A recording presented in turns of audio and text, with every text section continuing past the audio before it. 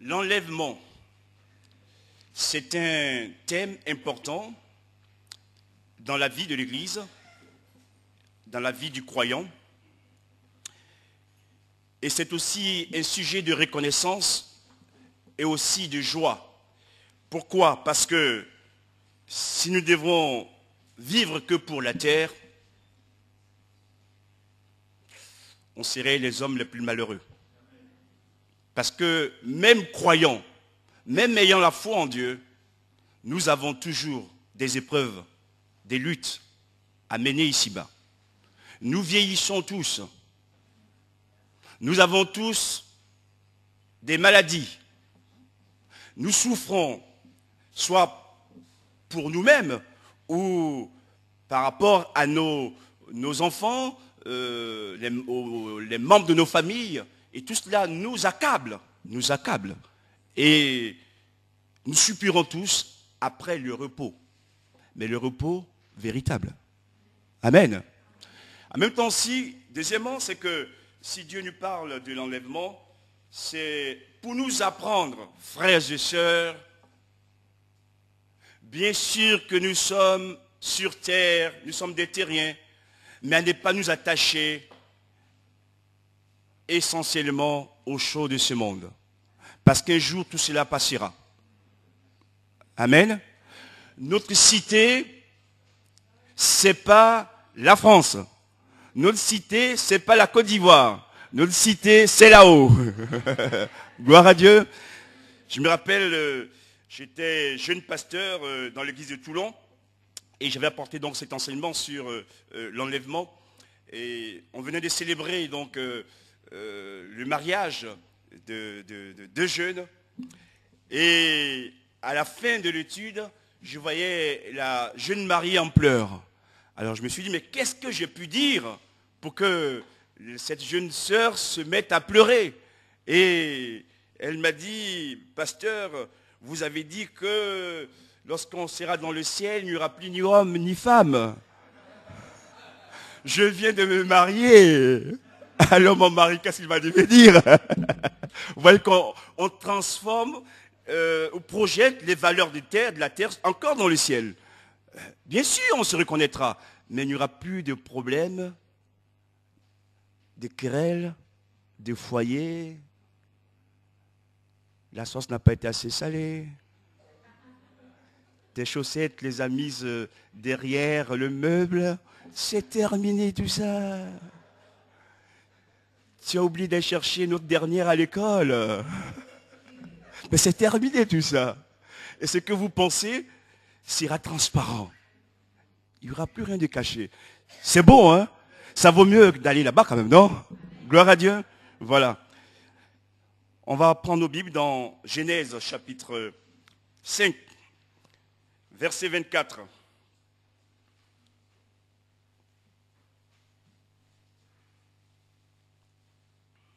Genèse chapitre 5, verset 24. On va commencer par l'Ancien Testament pour terminer avec le Nouveau Testament. Enoch marcha avec Dieu, puis il ne fut plus, parce que Dieu le prit. Amen. Il marcha avec Dieu, il ne fut plus, parce que Dieu le prit. Voilà un homme dont le nom signifie consacré. Vous savez, dans la Bible, dans la vie, dans ce que Dieu fait, il n'y a pas de hasard. Il y a toujours derrière une raison. Il y a la vérité et que Dieu connaît et qui permet aussi donc à ces hommes et ces femmes de Dieu d'être bénis. Cet homme s'appelle consacré. Il marcha avec Dieu. Donc, durant toute sa vie, il était à l'écoute de Dieu. Il obéissait à Dieu. Et il suivait les voies de Dieu. Il ne marchait pas devant, mais il marchait derrière.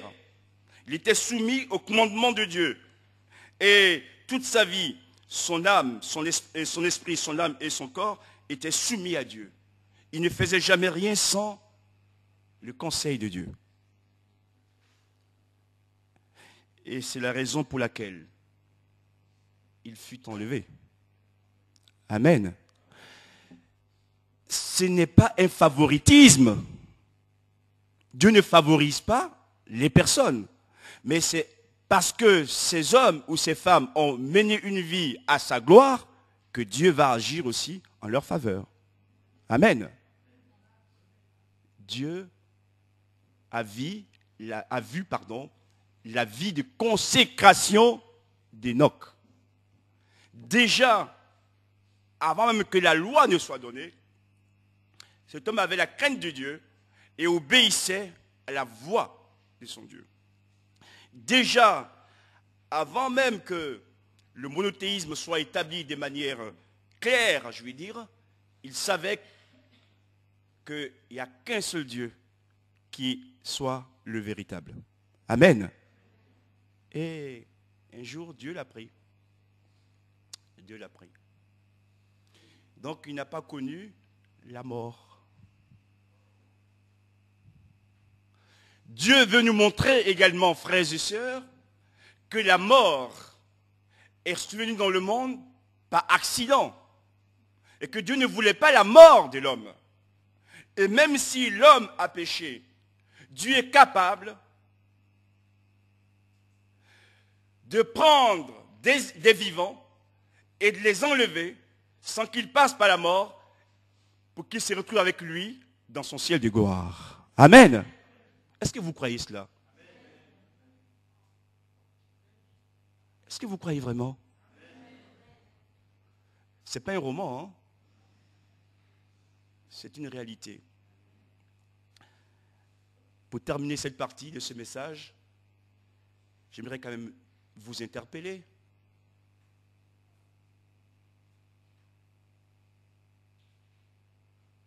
Vous m'avez compris? Pour être enlevé dans le cas d'Enoch, il mena une vie de consécration. Est-ce que nous voulons nous consacrer à Dieu?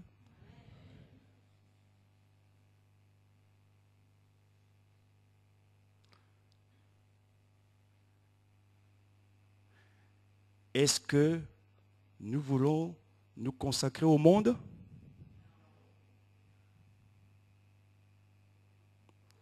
Dieu est témoin de notre réponse.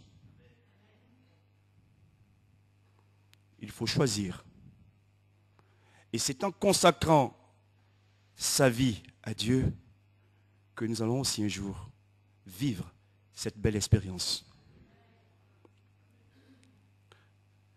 La consécration ici ne concerne pas les dirigeants d'église seulement. Elle concerne tout le peuple de... Amen. Gloire à Dieu.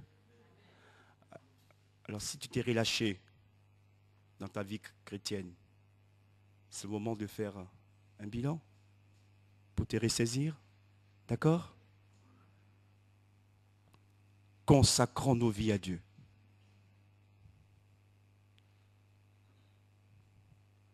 Et nous verrons le changement dans tout ce que nous pouvons vivre. Jésus le dira lui-même dans Matthieu chapitre 6, verset 33. Cherchez premièrement le royaume de Dieu et sa justice. Et toutes choses vous seront données par-dessus tout. C'est une vie de consécration. D'accord? Deuxième exemple. 2 Rois chapitre 2, versets 1 à 12. 2 Rois chapitre 2. Versets 1 à 12, il s'agit d'Élie. Lorsque l'Éternel fit monter Élie au ciel dans un tourbillon, Élie partait de Gilgal avec Élisée, son serviteur. Élie dit à Élisée, reste ici, je te prie, car l'Éternel m'envoie jusqu'à Bethel, ce qui signifie maison de Dieu. Élisée répondit, l'Éternel est vivant, et ton âme est vivante, je ne te quitterai point.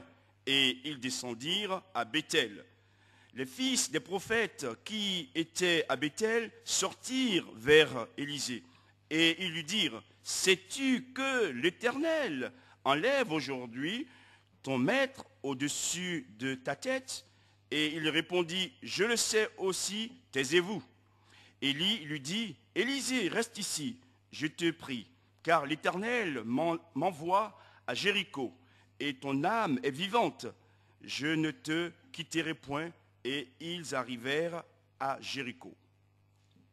Verset 5, les fils des prophètes qui étaient à Jéricho s'approchèrent d'Élisée et lui dirent, sais-tu que l'Éternel enlève aujourd'hui ton maître au-dessus de ta tête, de toi?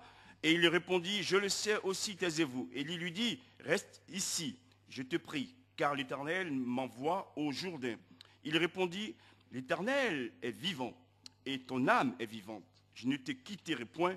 Et ils poursuivirent tous deux leur chemin. 50 hommes d'entre les fils des prophètes arrivèrent et s'arrêtèrent à distance vis-à-vis, et eux deux s'arrêtèrent au bord du Jourdain. Alors il y prit son manteau, le roula et en frappa les eaux qui se partagèrent çà et là. Et ils passèrent tous deux à sec. Le miracle a eu lieu. Lorsqu'ils eurent passé, Élie dit à Élisée, demande ce que tu veux que je fasse pour toi, avant que je sois enlevé d'avec toi. Élisée répondit, qu'il y ait sur moi, je te prie, une double portion de ton esprit. Je vais peut-être faire un commentaire sur la prière d'Élisée. À l'époque de l'Ancien Testament, de l'Ancienne Alliance, ça avait tout son sens, cette prière. Mais aujourd'hui, Jésus est venu. Jésus est mort et Jésus est ressuscité et il répand sur nous ses dons, non plus en double portion, mais pleinement. Donc les prières, Seigneur, donne-lui la double portion, ça n'a plus de raison d'être. Même si vous m'aimez en disant, Seigneur, donne la double portion à mon pasteur, cette prière, elle n'est pas dans la vérité, puisque Jésus est venu dans notre temps et nous donne tout pleinement. Ah, d'accord? Gloire à Dieu. Voilà. Nous poursuivons la lecture. Verset 10. Élie dit, tu demandes une chose difficile, mais si tu me vois pendant que je serai enlevé d'avec toi, cela t'arrivera. Ainsi, sinon, cela n'arrivera pas. Comme il continuait à marcher, en parlant, voici un char de feu et des chevaux de feu les séparèrent l'un de l'autre, et Élie monta au ciel dans un tourbillon. Élisée regardait et criait, mon père, char d'Israël et sa cavalerie. Et il ne le vit plus.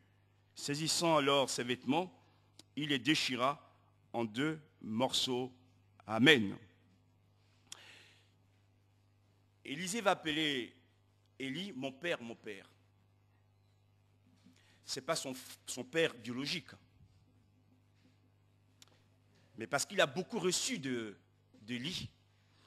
Et des fois, dans certaines cultures d'ailleurs, on appelle les leaders religieux ou ceux qui ont été notre formateur, nos guides spirituels, on les appelle papa.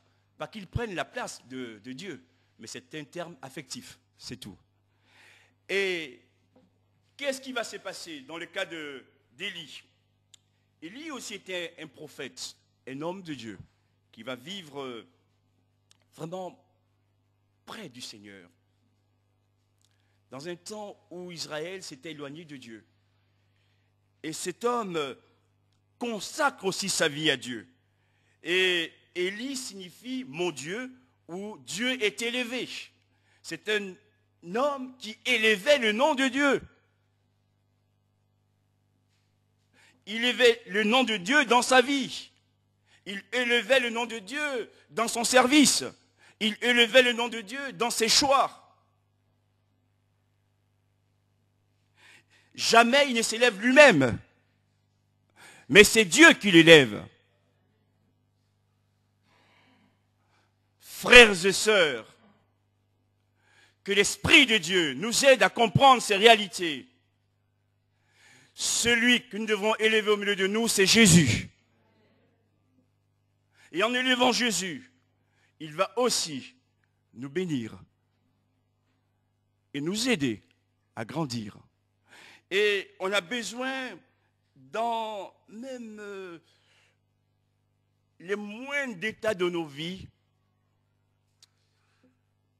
d'honorer le Seigneur, de ne pas nous-mêmes, frères et sœurs, quelle que soit l'épreuve, nous enfermer dans l'amertume ou même la colère contre Dieu. Cela peut arriver parfois. Mais de dire, Seigneur, que l'épreuve que je traverse serve à élever ton nom. Amen. Que je puisse toujours te rester fidèle et t'honorer.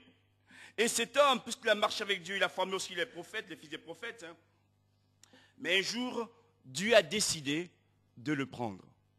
Dieu a décidé de le prendre. Et il part dans, comment je vais dire ça? Vous voyez l'image, il y a le feu des chevaux, le feu des chars. C'est Dieu qui envoie tout cela pour enlever Élie. Lui aussi ne connaîtra pas la mort. Gloire à Dieu. Dieu l'enlève. J'aimerais vous poser une question. Est-ce que Dieu, en faisant le choix d'enlever Élie, faisait-il là du favoritisme? Non, non, parce qu'il y en avait plusieurs à l'époque d'Élie. Ce que je voudrais vous dire, c'est que de même, dans l'Église, ou commencerez par le monde d'abord, le monde entier ne sera pas enlevé. C'est l'Église qui sera enlevée. Autant Dieu aime le monde et veut que tout le monde soit sauvé. D'accord? Mais tout le monde ne sera pas enlevé. Seuls ceux qui se préparent. Moi, il y a une thèse dans la Bible qui m'a toujours interpellé et qui m'a fait saisir de crainte concernant Adam et Ève. C'est une analyse que je vous donne, ce n'est pas un jugement. Adam et Ève étaient dans le paradis. Et à l'époque, il n'y avait pas le mal ni le péché. Ils étaient entourés, leur corps était entouré de lumière. Et néanmoins, ils se sont perdus dans le paradis. Est-ce que vous me comprenez?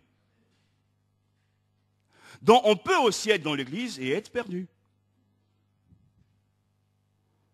Est-ce que vous me suivez? Parce que si vous êtes dans l'église, en apparence, vous êtes dans l'église comme un religieux,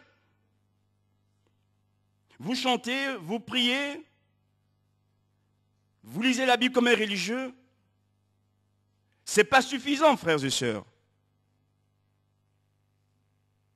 pour être enlevés.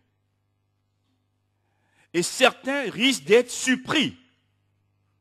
Et c'est la raison pour laquelle ce matin, en vous disant ces choses, frères et sœurs, je vous encourage vraiment, comme Élie, à élever son nom dans votre vie. Toute votre vie. Parce que Élie a élevé le nom de Dieu, il a été enlevé. On va passer maintenant au troisième exemple. Dans Actes chapitre 1er, versets 6 et 11. On passe dans le Nouveau Testament. Actes chapitre 1er, versets 6 à 11.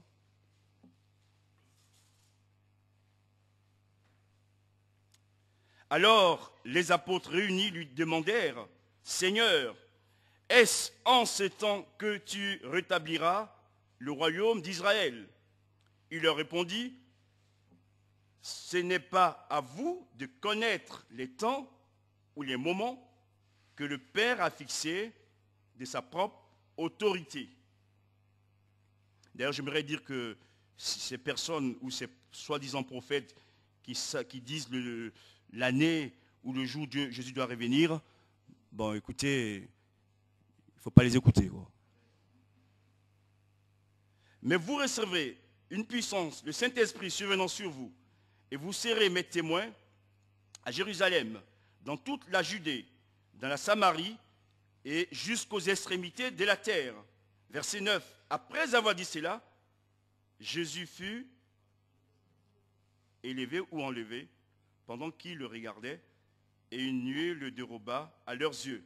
Et comme ils avaient les regards fixés vers le ciel pendant qu'ils s'en allaient, voici deux hommes vêtus de blanc, sont des anges, leur apparurent et dirent, « Hommes galiléens, pourquoi vous arrêtez-vous à regarder au ciel? C'est Jésus qui a été enlevé du milieu de vous. Reviendra de la même manière que vous l'avez vu allant au ciel. » Amen.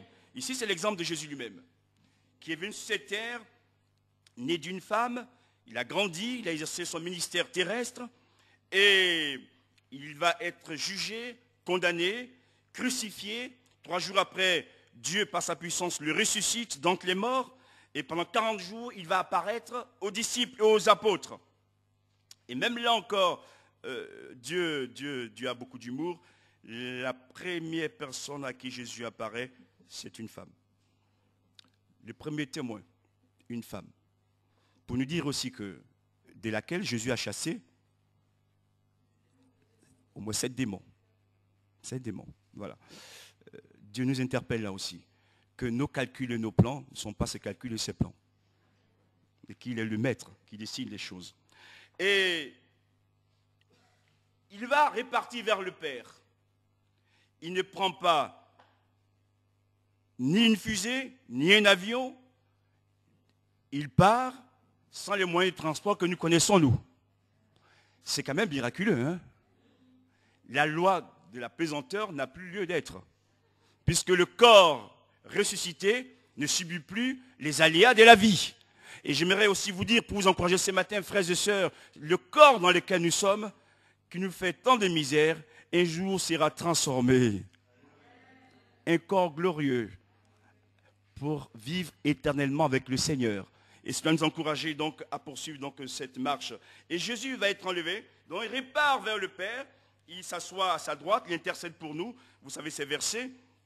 Dieu ainsi est venu montrer que s'il a enlevé Enoch, s'il a enlevé Élie, et qu'il a fait de même pour son fils qui est Dieu, Jésus, il a en vue pour l'Église la même chose.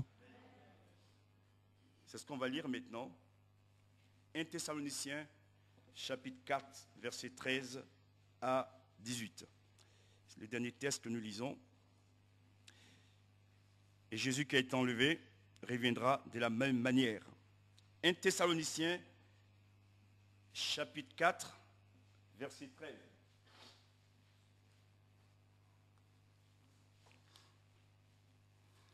Nous ne voulons pas, frères, on peut aussi ajouter sœurs, que vous soyez dans l'ignorance au sujet de ceux qui dorment. C'est-à-dire que vous connaissiez la vérité, que vous soyez au clair sur cette réalité des enfants de Dieu. Ceux qui dorment, c'est ceux qui sont décédés. Afin que vous ne vous affligez pas comme les autres qui n'ont point d'espérance. Et s'il emploie le verbe dormir, c'est parce qu'il sait que l'enfant de Dieu ressuscitera un jour.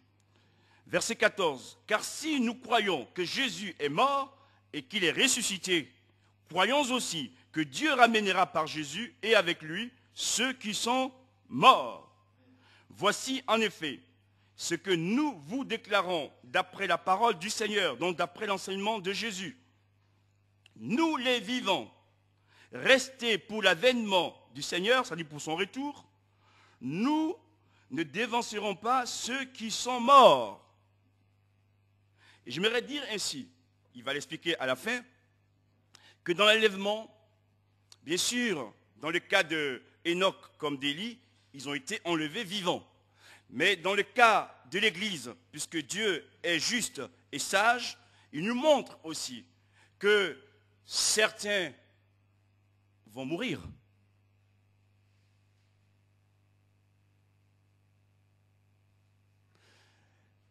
Et je sais que la mort reste une question douloureuse pour l'homme.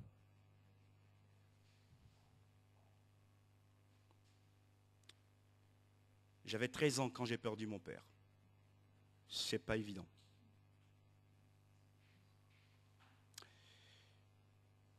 Mais Dieu respecte aussi sa parole. Puisque après le péché, la mort est entrée dans le monde. Donc la mort sévit également.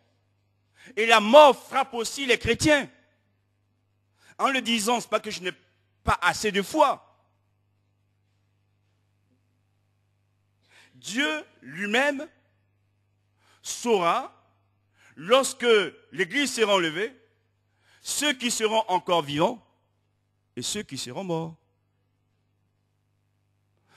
Mais je sais que dans notre petite tête, des fois, on s'est dit, Seigneur, si lors de ton retour, je pourrais être encore vivant, ça serait bien. Non, pas ici.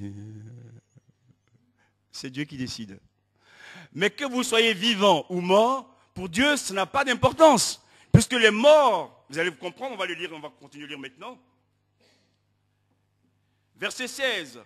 Car le Seigneur lui-même a un signal donné à la voix d'un archange et au son de la trompette de Dieu. C'est le chauffard, hein, c'est le chauffard. À l'époque, il n'y avait pas de trompette encore.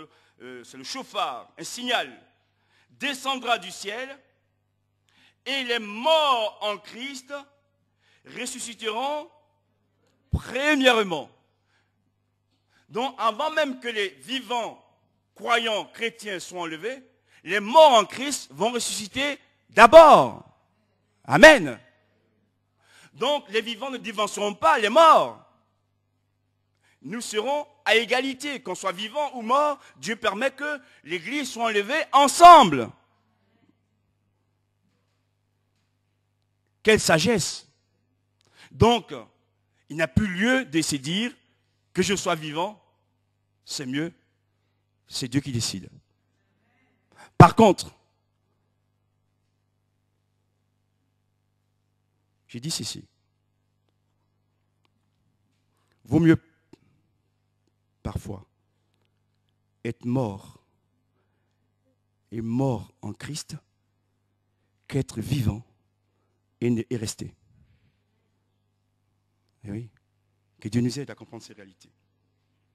Je poursuis la lecture. Ensuite, verset 17. Nous les vivants qui serons restés, nous serons tous ensemble enlevés avec eux sur des nuées, à la rencontre du Seigneur dans les airs. Et ainsi, nous serons toujours avec le Seigneur. Consolez-vous donc les uns les autres par ces paroles. Même Paul, qui a reçu cette révélation, est mort. C'est Dieu qui décide. Par contre, il nous montre une réalité, c'est que Jésus va revenir enlever l'Église. Sommes-nous prêts, frères et sœurs? Si Jésus doit revenir,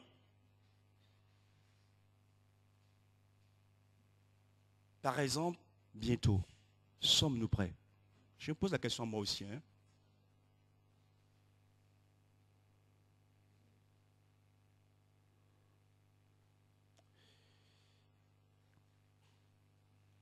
Et parfois je me dis, Seigneur, le matérialisme, le confort de ce monde a tellement une influence sur nos vies que nous perdons de vue qu'un jour nous partirons. Et des fois, nous vivons comme si nous serions pour toujours sur terre. Non, un jour on partira. Et en le disant, frères et sœurs, ce matin, ce n'est pas que je suis contre les biens matériels, puisqu'il en faut, mais des fois nous consacrons beaucoup de temps pour les choses de la terre et un peu moins pour Dieu.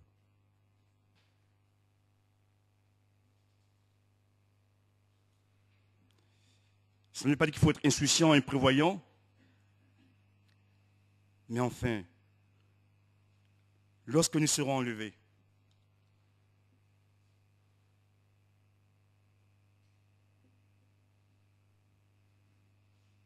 morts ou vivants, et ressuscités après, est-ce que nous partirons avec nos biens de la terre? Est-ce que nous partirons avec nos richesses?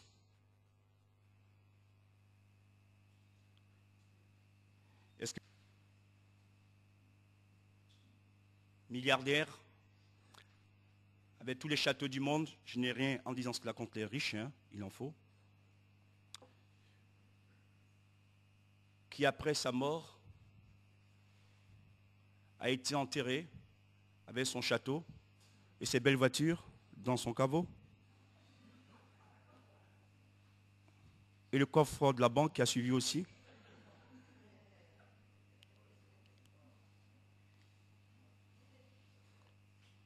Et oui, Dieu nous interpelle. Hein. Nu, dit la Bible, tu es venu dans ce monde, et nu, tu repartiras.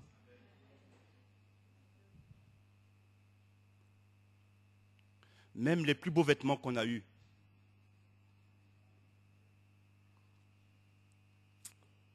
quand on nous prépare,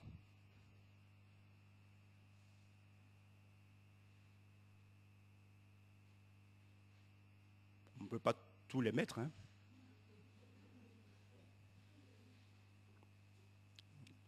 Les plus belles cravates, les plus belles chaussures, que ce soit des compensés ou des aiguilles. Oui. Bon. Et oui, voilà. Et puis nous n'irons pas avec nos coiffeurs. Ouais, donc, Seigneur nous aide, je dis ça avec simplement, mais comprenons quand même que Dieu est sérieux avec nous. Dieu est sérieux avec nous. Et pour finir ce message, notre devoir, frères et sœurs, ce que nous montre la Bible, ou nous dit la Bible, c'est afin que nous soyons témoins de Jésus dans ce monde, pour mettre en garde les autres, les avertir et les aider à changer de voie. Parce que le diable est un séducteur. Mais ce que Dieu a dit, un jour s'accomplira. Plaise à Dieu que quelles que soient nos épreuves, nos combats, frères et sœurs, nous lui restons fidèles. Et que par son esprit, il nous garde aussi de toute épreuve qui pourrait nous éloigner de lui. Et qu'à son avènement, nous soyons prêts pour partir avec lui dans les airs. Que son nom soit béni. Merci pour ta parole, pour cet enseignement. Nous te prions d'éclairer nos cœurs, nos vies. Et oui, nous voulons marcher avec toi comme Enoch, dans une vie de consécration et de consacrer pour toi, comme Élie, Seigneur aussi. Nous voulons élever ton nom dans nos vies comme Jésus, le modèle parfait, qui a donné sa vie à la croix et qui nous a révélé le Père.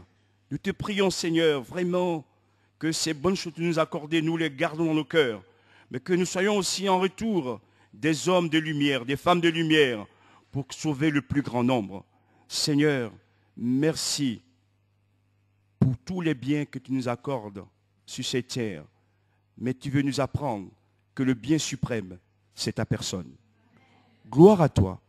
Louange à Jésus. Amen.